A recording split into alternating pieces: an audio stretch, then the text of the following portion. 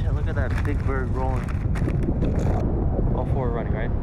Yeah. Look at that.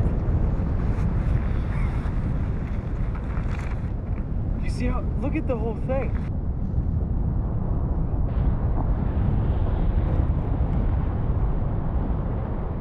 Director Jeff Orlowski and photographer James Balog report from the front line of global warming on chasing ice.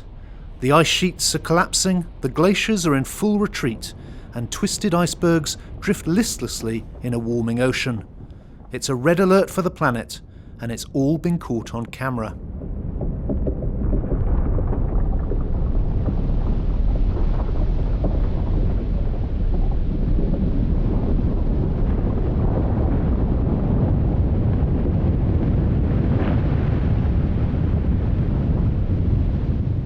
Henry, I don't want to get too flip about it, but there's something rather beautiful about the end of the world, isn't there? It's sort of, yeah, I mean, this film looks gorgeous, and, you know, I could stare at ice caps melting all day long, and you really shouldn't. Soon we will be. Yeah, probably will be. You should be out there doing something about it, was what this film says. This is an interesting film in that it's absolutely necessary. It kind of charts the melting of the ice caps over particularly the last 20 years, and just the incredible rate that we are bringing fresh water into the seas, causing flooding, etc., etc. So it's absolutely necessary in one sense, and it's also very boring, which is a real shame because people need to see this film, but it is like eating your greens rather than watching something for entertainment or information. I know what you mean, but as a spectacle, I didn't find it boring. There is something absolutely astonishing about the footage that they managed to get of these vast ice sheets just kind of crumbling away, these sort of vast apocalypses that are happening presumably all the time, but because it's up in Greenland or whatever, people just aren't charting it. I think, yeah, maybe I'm being a bit kind of flippant with it. There are a couple of scenes where you see, I think it's called calving, where giant ice structures, often as big as Manhattan, they catch these on tape actually flipping over, which is an incredible sight and something that you don't see on camera very often. So we should make that clear that, you know, it's a real scoop for them to get that. At the same time, this is essentially an eco-documentary that's very heavy on its message, i.e. we're in real trouble here and we need to do something about it, but it's never particularly clear about what we can do, and it doesn't really kind of drag you through it to the point where you want to hear what you can do either. But James Balog, the photographer who is doing this work, you know, an inspirational guy in many ways. He's, you know, it's a huge project to undertake on his own, and I did feel inspired by him, but I felt that maybe we needed to be more personal and up close with him, rather than have him as this kind of genius scientist who was just offering this finding to us. What about you, Zan? Did you actually enjoy watching this? Or? I don't think you're meant to enjoy watching it, and I think that you'd be an odd soul if you sat there going, "What? There goes another one." Come on, melt your bastards. It's basically saying we're all doomed, and there's a stark line in there that says that we're heading for a mass extinction event in the next 100 to 200 years, which will involve possibly 3/4 of all species on Earth dying out. So it's hard to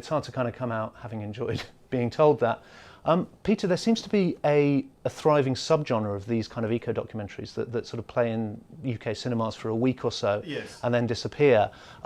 What's your feeling about that? Are they necessary? Are they user-friendly? Who goes to see these things? Well, what happens is they have a massive afterlife on DVD and Blu-ray and on television, which is where they may be destined to end up, which is on television. They preach to the choir a little bit, but they also address an enlightened body of opinion, which is very, very concerned about climate change and about environmental disaster. And you're right to say that, well, they're addressing people who kind of want to be freaked out a little bit because it feeds into what they think about the world. And they think also maybe that the disaster is still far enough away that we could do something about it.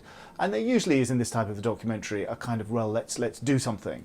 I don't have a problem with this kind of documentary at all, even though it's not really designed to be consumed in the cinema, I suspect. It's designed to have an afterlife on DVD and then TV.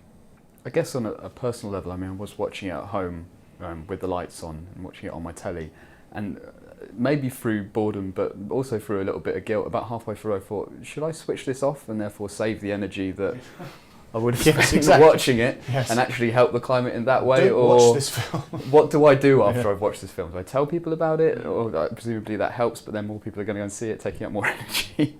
You're feeling quite proud of yourself now, aren't you? I feel like, I've done it off as a service. and telling people about it, that your work's done. Yeah. You enjoy Christmas. I've had my cake and ate it. Way back early in my career, I discovered that there was really something special about photographing at night that places your mind on the surface of a planet.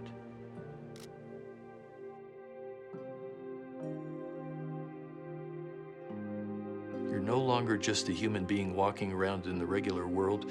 You're a human animal striding around on the surface of a planet that's out in the middle of a galaxy.